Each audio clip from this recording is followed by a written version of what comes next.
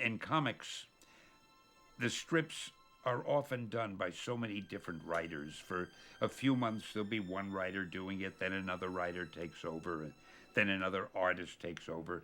So the characters are always pretty much in a state of flux.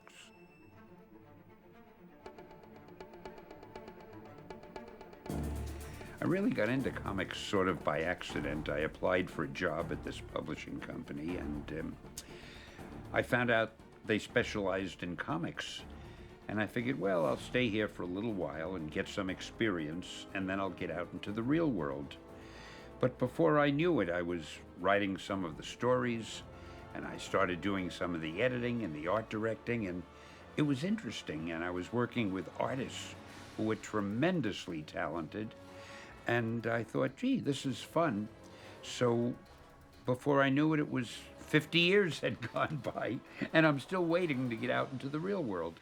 I'm really not sure why people relate Spider-Man and me more than other characters I've done. I guess maybe because Spider-Man is so popular. He's probably the most popular character we have. And he's been popular for so long, and I've always been so closely identified. I think I wrote the first 100 issues or more. And I think it's a little bit like, and I'm not comparing myself to him, but it's a little bit like Walt Disney and Mickey Mouse. Disney did so many things, but the minute you say Walt Disney, people think of Mickey Mouse. So the minute you say Stan Lee, the people who don't think, who's he, think of Spider-Man. Problem I had with superheroes was that I thought they were at the end of their run in '65. I thought superheroes had done their thing, and they were, because Superman had died after 7 or 8 years in the '40s, and every time we tried to do superheroes in the '50s, it sort of flickered out. So I had no anticipation that superheroes would last. I just thought it was another assignment that I would do, and then something else I'd probably do Westerns after that and science fiction after that. Never dreamed I'd be on superheroes for so long. I have come from a type of artist that isn't satisfied with their own work, because I know what I want to see on paper, and what I settle for is substantially less. And you always think it's not as good as it could have been. And in fact, that's a good sign, healthy, because if you think you've gone as far as you can go, then you might as well hang it up. John Romita is the Norman Rockwell of Spider-Man. He's the guy that when we close our eyes and you go, think of Spider-Man, it's his Spider-Man. And he did such a terrific job of establishing that, and that was like around the mid-'60s. By the time I get on the book, it's the late '80s. I think everybody was sort of frozen by the beauty of his drawing, that nobody really updated it. And so everybody was just doing sort of a knockoff quasi-version of John Romita's, to the point that he was still almost wearing bell-bottoms, and Mary Jane still had the straight hair, and she's a supermodel now in the story. She's a supermodel, and she still got that same hairdo from '68. So what I did was, as soon as he donned the costume, then all rules sort of went away as to human anatomy and what was physically able to do, because I wanted him to be a spider, and I wanted to get the big eyes on him, and I wanted more webbing on his face, and I wanted him to go in these quirky positions and to me it was about spider, because that's the hero part of it, and that's where I could have the fun drawing it. And so, and some of that quirkiness, Ditko did in the first 40 issues, and that was sort of my thought process when I jumped on. I'm one of those guys who's read comic books forever, and when I was a real young kid, I started drawing my own comics.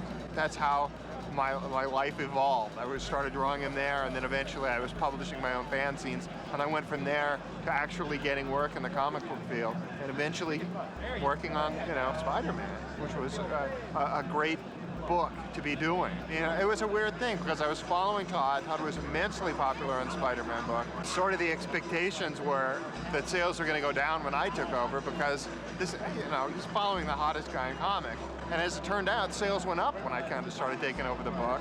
So it was a great time, And when Todd came back and was doing the other Spider-Man book, I was still on Amazing, and things just went insane. Most of Spider-Man's visual identity comes from the original Steve Ditko stuff. His stuff was so deliciously quirky, and it was just perfect for the character. And John Romita brought a level of kind of a glamour to it that took it to another level. And if you mush Steve Ditko and John Romita together, you kind of end up with what I was trying to do for Spider-Man. Sort of the great achievement of my life, of course, was becoming a comic book professional and finally getting to work for Marvel. The challenge is to figure out how much you can keep as opposed to how much you can throw away. And luckily, in the case of Spider-Man, the original form was just so well thought out that it was really just a case of miniskirts and modern hairstyles to update it. I think I've done Spider-Man longer than anybody in cumulative years, probably about 14 years. From 80 to 83, I started doing Spider-Man when I really wasn't as good as I could have been, as I should have been, to do the character. At the end of the run, I said to myself, my God, when I compare this to what my father did and what guys before me did, oh boy, it's not that good. I hope I can come back and do it again. So I always had that urge to come back and do it again and do it again and do it right. And here I am doing it as a mature adult and still say, I gotta come back and do this right. I gotta get it right someday. Because there's always, I'm a perfectionist on my own stuff, and I've never reached that point where I'm happy with it. So the way I approach things is, I can't compete with my father. I can't compete with John Buscema, can't compete with Jack Kirby. Even today, if I compare myself to my peers and my contemporaries, I'll go nuts. There's guys who are better illustrators than me. So I have to play to my strengths. I'm relatively quick, and I have a good sense of storytelling. And those are the first things you concern yourself with. And then the art comes almost last. Tim had wanted to explore Spider-Man graphically and a particular time in Spider-Man's life. My connection with Spider-Man was not quite as boyhood idol kind of thing. I enjoy the character a great deal, but there are certain things about writing him that's very difficult, more difficult than some of the other characters that I've done. So we settled on a particular time period, which happens to coincide with when Mary Jane first came into Peter's life. And if I could build an entire series around Face a Tiger, You Just Hit the Jackpot, that's sort of where we began.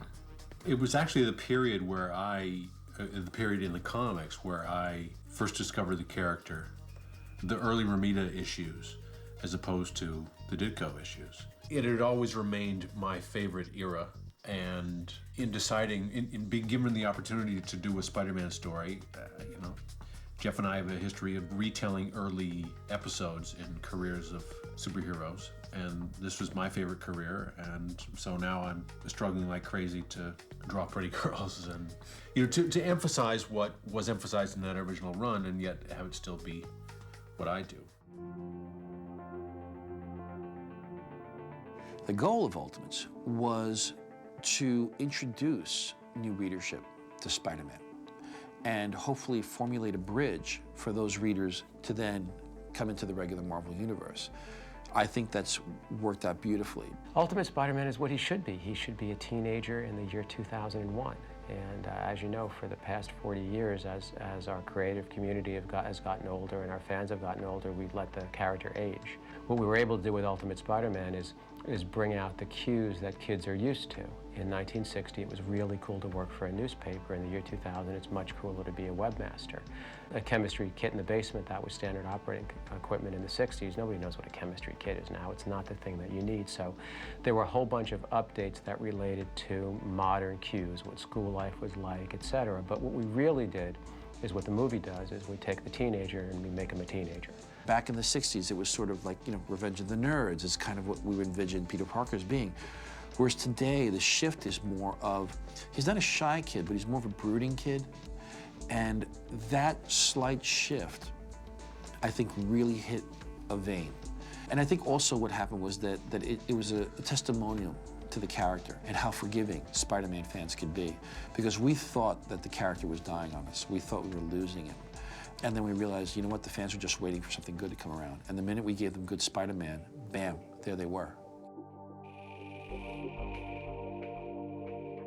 Stan Lee calls me in. I was doing Daredevil. I had done about 3 or 4 issues of Daredevil.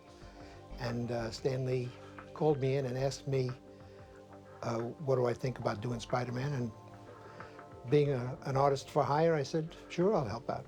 I thought I was doing it temporarily.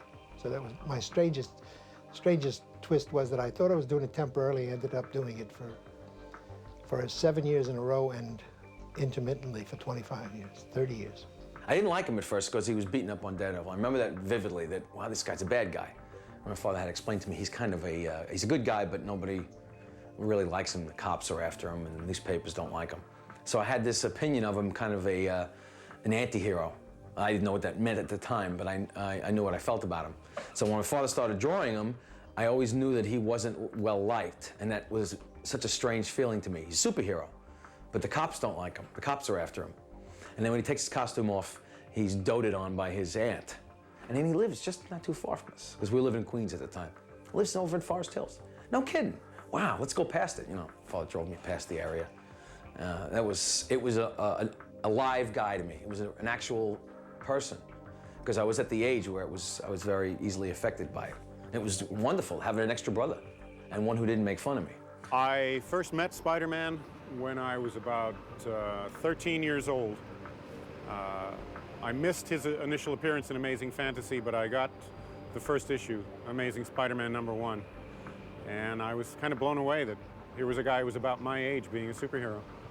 My earliest memory was my father telling me that I had to go and pick up this comic book called Spider-Man. It was the Spider-Man drug issue, okay? And which you know, you read it today and it's pretty quaint. But back then, my father thought that this was gonna have a real big impact on me. You know what I mean? It's this anti-drug, anti-addiction kind of comic. And yeah, well, guess what? It kept me away from drugs, but it started a whole new addiction, which was comic books. At first, it was just the costume. I thought the costume kicked ass. I mean, it just had this giant, you know, these two giant eyes that you couldn't see through the mask, and he was always kind of spider-like. He was always crouching or hanging upside down or crawling up a wall. He just kind of did different things than you would see guys like Superman or Batman doing. It'd probably be, you know, the cartoon show on TV. You know, me and my brothers used to get up early and watch it, and you know, it's one of those theme songs like other TV shows you have that are just emblazoned into your memory bank right now. The first time I ever picked up a superhero comic book, it was Spider-Man. And I remember very clearly because I had gone home, I must have been like 4, maybe 5. I had gone home, and that afternoon on a show called The Electric Company, they had a Spider-Man segment. There was a dude running around in the Spider-Man costume, and during those segments he would just have thought balloons. He wouldn't speak, and he'd have adventures against people who used poor grammar. He's kind of us trying to be a hero. He's you or me trying to be a hero. He has all the foibles, the problems, making rent, the secret life, the parts of himself he has to keep to himself. But he doesn't do that in a dark and brooding way. Spider-Man, there were moments of darkness, and there were moments where maybe he was on somewhat of a bleak precipice, but the thing about Peter Parker that always stayed with me is that he never lost his sense of humor. Even in the middle of the chaos, he was always making wisecracks. He could always look at the sunny side of things. There was one scene once where he, I love this scene, where he had received a check as a reward for doing something, and it was made out to Spider-Man. So he went to the bank to cash the check. I think it was $1,000 or something. And the bank teller said, "Do you have any identification?" And he said, "Well, what do you mean identification? Look at me, I'm Spider-Man." And she said, "Anyone can wear a dumb Spider-Man suit. I need an ID." Well, he didn't carry anything in his pockets, and he couldn't tell you who he really was. So this poor superhero with his $1,000 reward couldn't cash the check.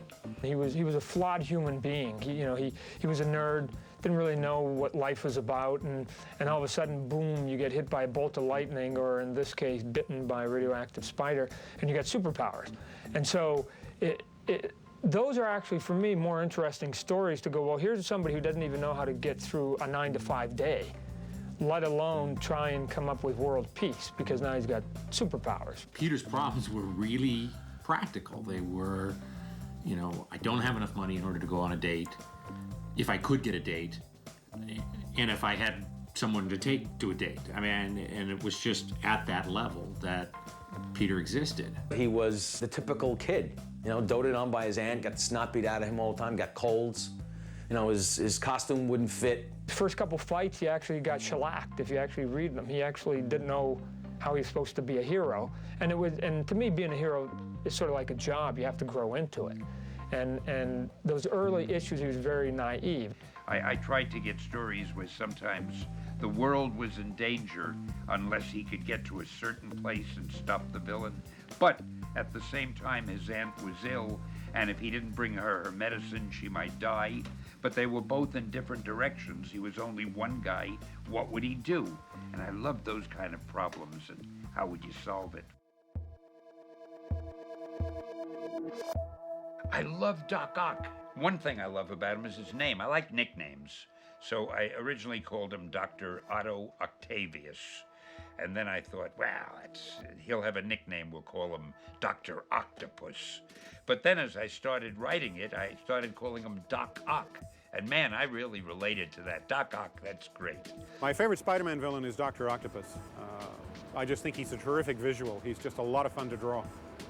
There's a lot of stuff I really wanted to do with Doc Ock. In fact, I always made a conscious thing to have him, as a character, not particularly involved with the fight. So he'd be pouring himself a cup of coffee or whatever, and his arms would be kicking the crap out of Spider-Man. Probably the Kingpin, who can conjure up any kind of supervillain thug that he wants to fight for him because of all the money he's got. But I love the Kingpin as a character. Well, I was less concerned about the Shocker, who just went and sort of zipped you, than I was about the rogue gallery that would be like, again, the bug fighting, a rhino, or the bug fighting a lizard or something. Then it became sort of this animalistic sort of fight. I love the Green Goblin. I love Sandman. I like the fact that he could turn into sand and go under the doors and do all those things. And he could take the sand and make it rock hard and punch you. For me, it'd probably be Mysterio. Mysterio is a terrible villain with a great-looking outfit. But it's great looking because it's just so bad. It's basically a dude with a cape and a green bodysuit of sorts. And he's got these two buckles that hold the cape on that have eyes on him. And then over his head, you can't see his face, he just has this dome. The Goblin made it personal.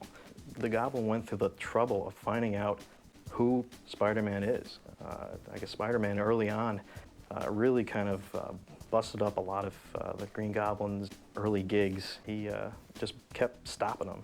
And the Goblin was just kind of fed up, so he just followed him home one day.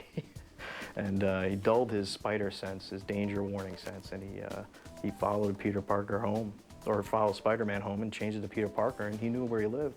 He knew his name, he knew everything. And ever since then, he had one up on practically every other Spider-Man villain. He knew who Spider-Man really was. If you want to write stories that resonate and kind of come home to people, you write about a city that exists. You write about streets that exist, and Spider-Man has always been great about that. I lived in New York and in Manhattan, and I knew it so well, so it was easy for me to try to keep these fantasy stories as realistic as I could. And I didn't mind saying he lives in New York City, kind of like that. I think Gotham and Metropolis, being imaginary cities, made it harder to identify with the characters. They were always somewhere else. It was not contrived thinking that was going to make it even better. It was just one of those things that Stan wanted to try, to make a real city. And it helped us because we had real locales to locate. We could put local bridges, we could put the airports. It was a big help to have reference instead of creating the city from scratch all the time. I've met people who talked about wanting to move to Forest Hills when they grew up based on having read that's where Peter Parker lived. And that's a little extreme, but it's a real place, and kind of building a tale or weaving a mythology around something that exists rather than just kind of creating it, making it up. I don't know, there's something about it, something kind of special about being able to identify with this story. And I think that's what's always worked about Spider-Man, is that identity factor. It's a great pot with all these different ingredients, and that's what Spider-Man is like. That's what the superheroes that live in New York City are like. And it wouldn't have that same flair to it if it wasn't New York. We've always been very current, we've always been very topical. So in my mind, to avoid 9/11 was almost callous and pretty cruel. So we were thinking that maybe it should affect one of our characters. One of our characters should be involved somehow or affected somehow directly. And the first thought was Spider-Man, obviously, because he is aside from being our icon at Marvel, our most significant icon, he is our everyman. So we asked Joe Straczynski if he would like to write something for 9/11, whatever it may be. I gave him a real quick call and just said, you know, don't you think it would be odd if we didn't have something to say about this? JMS said, give me 24 hours to think about it. So went home, the next morning come in, best birthday ever. There's a full script sitting there. It was a knockout punch. I think it was at that moment that I realized that the creative team I had were really onto something special. I was told that Straczynski was coming up with a script for an issue of Spider-Man. It was in the regular line of issues.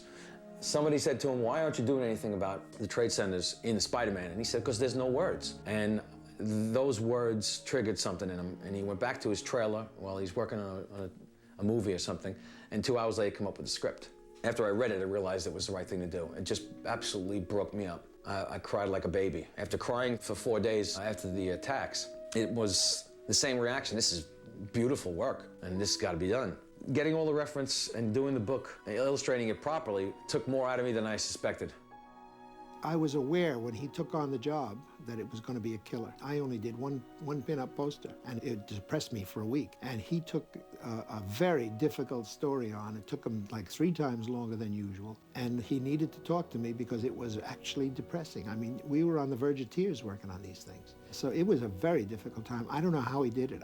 Not only to do it as well as he did it under those conditions where it was almost like breaking his heart doing it. It's amazing. It's an amazing thing to turn out a quality piece with all of the emotions that were going on in those pages.